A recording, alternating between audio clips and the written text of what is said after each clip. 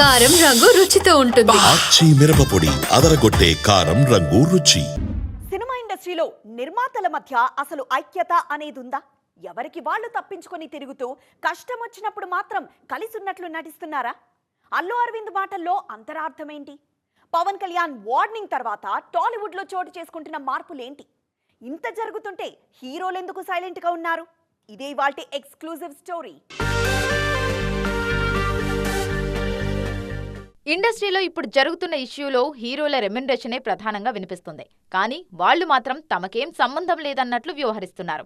ఇందులో హీరోలు కలగ చేసుకొని మాట్లాడితే బాగుండేది, కానీ తమకస్సలు ఈ ఇష్యూతో పని లేదన్నట్లు తప్పించుకుంటున్నారు అనేది కొందరి వాదన. అందులో నిజం లేకపోలేదు. బడ్జెట్లో హీరోల వాటానే ఎక్కువగా ఉంది. ఇప్పుడు అల్లు అరవింద్ మాట్లాడిన తీరు బట్టి చూస్తే నిర్మాతల మధ్య సయోధ్య ఉన్నట్లయితే కనిపించట్లేదు. కేవలం కష్టాలొచ్చినప్పుడు మాత్రమే అందరూ కలిసికట్టుగా ఉన్నట్లు కనిపిస్తున్నారు. కానీ ఏరు దాటాక తెప్పతగిలేసినట్లు తర్వాత అంతా సైలెంట్ అయిపోతున్నారు. ఎవరి దారి వాళ్ళు చూసుకుంటున్నారు అనేది ప్రస్తుత పరిస్థితులు చూస్తుంటే అర్థమవుతుంది.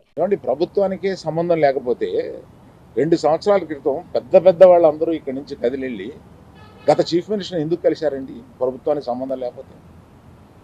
ఏ వ్యాపారం అయినా సవ్యంగా చేసుకోవాలంటే ప్రభుత్వంతో సహకారం లేకుండా అది జరగదు.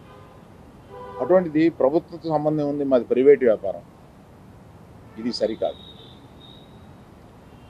ప్రభుత్వంతో సంబంధం ఉంటుంది, ప్రభుత్వం కోఆపరేషన్ కావాలి. కష్టం వస్తే కానీ వెళ్ళి కలవా, ఒక ఫార్మాలిటీ లేదా? ఇండస్ట్రీలో ఉన్న సమస్యలన్నీ పక్కన పెడితే ఓటీటీలే సినిమా రిలీజ్ డేట్స్ ను శాసిస్తున్నాయి. ఇప్పుడు ఈ నేపథ్యంలో థియేటర్ల మనుగడే ప్రశ్నార్థకంగా మారింది. కలిసుండాల్సిన ఈ టైంలో నిర్మాతలు కూడా ఇంటర్నల్ గేమ్స్ ఆడుతున్నారేమో అనిపిస్తుంది. దీనిపై ఇండస్ట్రీలో ఉన్న 2 యువ నిర్మాతలు మనలో యూనిటీ లేదని ఓపెన్ ట్వీట్ వేసి సంచలనం రేపారు. అల్లు అరవింద్ మాటల్లోనూ నిర్మాతల మధ్య యూనిటీ లేదనే విషయం స్పష్టంగా అర్థమవుతుంది. పైగా పవన్ సినిమా వచ్చే ముందు గేమ్స్ ఆడుతున్నారని చెప్పారాయన. సింగిల్ థియేటర్స్ సమస్యలు తీరితే అసలు ఈ బంద్తో పనిలేదు.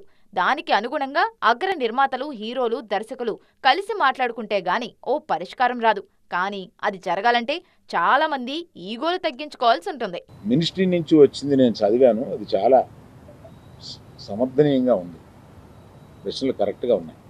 నిజంగానే సమస్యలు ఉన్నాయండి. స్టాండ్ అలోన్ థియేటర్స్కి సమస్యలు 100% ఉన్నాయి. ఇవాళ వాళ్ళ మనుగడ కూడా కొంత కష్టం అవుతుంది. ఆ మనుగడ కష్టమైనప్పుడు వాళ్ళందరూ ఏకమై వచ్చి ఏం చేయాలా అని ఒక నిర్దిష్టమైన దీంతో కాకుండా ఇట్లాగా మేము మూసుకుంటున్నాము థియేటర్లో,